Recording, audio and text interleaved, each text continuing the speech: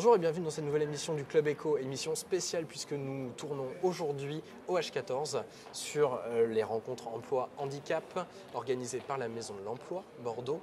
Aujourd'hui, un invité d'honneur, Jean-Paul Parisot, bonjour. Bonjour. Alors Jean-Paul Parisot, vous êtes le délégué régional de l'AGFIP. Je suis désolé de vous poser cette question, on doit vous la poser tout le temps. Expliquez-nous quand même ce que c'est que l'AGFIP, quel est son rôle et quelles sont ses missions. C'est toujours une bonne question, je vous rassure. En fait, l'AGFIP est un organisme paritaire donc, qui est administré par les partenaires sociaux, les employeurs, les représentants des employeurs au plan national, les représentants des organisations syndicales de salariés, et qui a la particularité également d'être administré par les grandes associations de personnes handicapées. Les missions de l'AGFIP ont été définies par la loi du 10 juillet 87 et sa mission principale, c'est celle d'être le fonds pour l'insertion professionnelle des personnes handicapées. Donc, elle a une vocation à répondre à la fois à l'obligation d'emploi pour les entreprises qui n'y satisfont pas. On y reviendra Il y a plus une en loi détail. et on va en parler. Voilà. Et elle a surtout pour vocation à apporter à organiser en quelque sorte le paysage, en lien avec les services de l'État, d'organiser le paysage dédié à la mobilisation autour de l'emploi des personnes handicapées, l'emploi en milieu de travail dans les entreprises privées. C'est bien de boucler la boucle en quelque sorte entre l'obligation d'emploi et le fait d'amener des personnes handicapées à être recrutées dans les entreprises. Quelques chiffres qu'on peut donner peut-être? Alors pour quelques chiffres, oui effectivement, ce à quoi on pense souvent, c'est ce qu'on appelle le taux d'emploi des personnes handicapées. Le taux d'emploi en France, il est de 3,2%. Il a légèrement progressé par rapport à 2011, mais il est relativement stable ces dernières années. Bon, et malheureusement relativement faible. Alors relativement faible, mais clairement quand même en progression si on se situe sur de longues périodes. Ouais.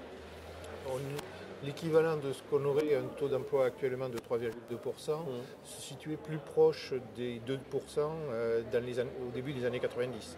Donc, et un point de taux d'emploi, c'est plus de 100 000 salariés en France. La situation, si on la prend aussi dans les grands chiffres, c'est 400 000 salariés handicapés dans les entreprises de plus de 20, 200 000 dans les entreprises de moins de 20 salariés, et 80 000 chefs d'entreprise, personnes handicapées, qui ont créé leur propre entreprise. Voilà. Ça vous donne un ordre de grandeur. Je souligne en particulier celui relatif aux créateurs d'entreprises. 80 000, c'est un chiffre très important. Et on se rend compte que l'emploi des personnes handicapées, c'est aussi celui d'une dynamique liée à la création de son propre emploi, souvent, et puis d'autres emplois animés. Est-ce que la mentalité, la perception des chefs d'entreprise a évolué ces dernières années? Alors, il y a une loi qui existe, nul n'est censé ignorer la loi, on le sait bien. C'est peut-être utile de le rappeler pour commencer. Alors, la loi à proprement parler, donc je vous ai parlé tout à l'heure de la loi du 10 juillet 87 qui avait créé l'AGFIP.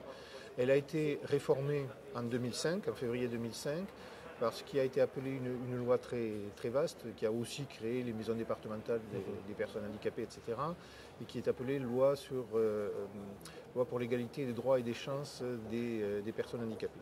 Et donc, cette loi a renforcé les obligations vis-à-vis des entreprises, pardon. Donc vis-à-vis des entreprises, notamment en renforçant l'aspect contribution financière d'une certaine manière. Et donc ça a été très clairement à partir de 2007 ce qu'on a observé, c'est une plus forte mobilisation des entreprises pour la mise en place de projets, de politiques d'emploi de personnes handicapées. C'est clair.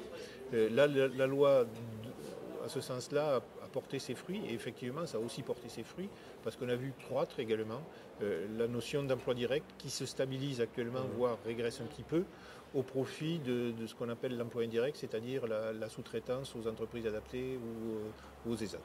Aujourd'hui, les chefs d'entreprise se sont dit, plutôt que de payer des pénalités parce que je ne respecte pas le taux de 6%, peut-être que j'aurais intérêt à me pencher sur les compétences réelles de ce public.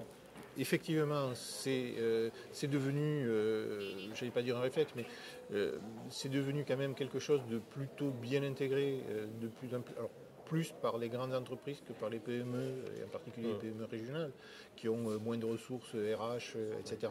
Donc il y a des politiques d'emploi qui se construisent nationalement. On essaie à notre niveau d'aller au contact de ces petites entreprises, et notamment de celles qui passent le seuil de 20 salariés, pour leur proposer de mettre en place une politique d'emploi qui leur permette d'éviter de payer une contribution.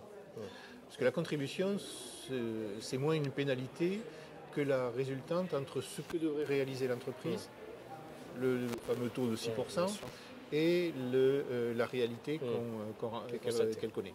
Donc, un de nos services, il s'appelle Alter, a pour vocation à rencontrer les entreprises, à répondre à leurs attentes en matière de construction d'une politique de recrutement. Souvent, la politique de recrutement, elle est relativement simple à mener.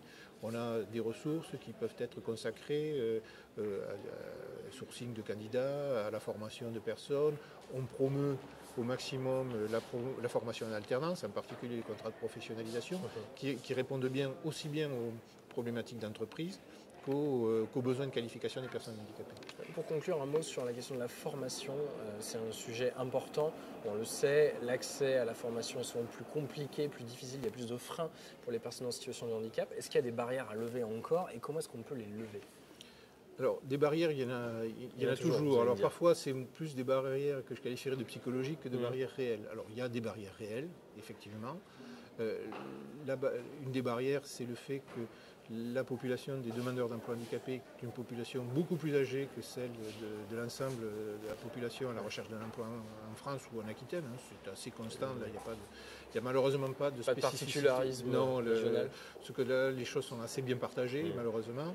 Donc, une population qui est à la fois plus âgée et qui a souvent exercé une activité professionnelle antérieure de longue date dans une entreprise sans forcément avoir eu accès à la formation dans l'entreprise. Donc il y a des enjeux très, très, très marquants sur l'accès à la formation des personnes handicapées, si possible pendant leur période d'emploi dans les entreprises, c'est une chose, c'est une forme de garantie, et ensuite pour leur permettre de se requalifier et accéder plus facilement au marché du travail. Et là, effectivement, la barrière, c'est qu'une personne qui a 50 ans, il faut appeler un chat un chat, a moins d'appétit pour se tourner vers la formation professionnelle qu'une personne qui en a 25 ou 30. Et donc un des enjeux pour les réseaux spécialisés dans l'emploi des personnes handicapées, Cap Emploi ou plus généralement pour Pôle Emploi, c'est d'amener ces personnes à cela. Et on a vu, je vais citer quelques exemples que j'ai particulièrement rencontrés hier dans le Pays Basque, où avec la Chambre de commerce, on a tenté une expérience qu'on va renouveler l'année prochaine, d'une mission qui mobilise des entreprises ressort de la Chambre de commerce pour favoriser le recrutement de personnes sous la forme d'alternance, apprentissage, mais aussi contrat de professionnalisation. Et on a eu 3 beaux exemples dans des entreprises de toute taille, de personnes qui ont entamé un parcours de reconversion professionnelle avec l'aide du contrat de professionnalisation et qui aboutit à un contrat de travail et des personnes qui sont désormais vraiment épanouies en particulier. Tout à fait. Et on va terminer sur ces notes positives. Merci beaucoup Jean-Paul Parisot d'avoir participé à cette émission. Merci à vous de l'avoir suivi. Rendez-vous très vite à nouveau pour le Club Éco de la Tribune Objectif Aquitaine. Passez une excellente journée. À très vite. Au revoir.